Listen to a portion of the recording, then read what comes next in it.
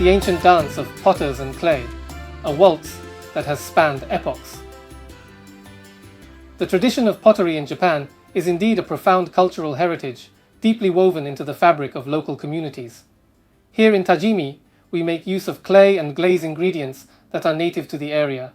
Obviously, these days, we source some of our basic supplies from other places as well. Tajimi, by the way, used to be part of a province called Mino. And behold, Minoware emerges, a lineage of vessels, each with its own quirks. Shino, the rock star of the pottery world. Oribe, Kiseto, Setoguro. I try to find clay close to my pottery workshop in Tajimi, Gifu Prefecture, and I produce my own ash glaze by burning wood. While I'm creating new forms of art, I try to keep this old heritage in mind.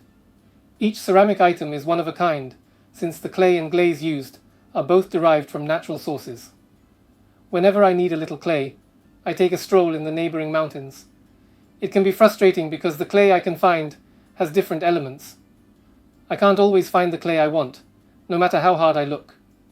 Sometimes, though, the end result is better than I thought it would be, even though I didn't use the clay I had planned.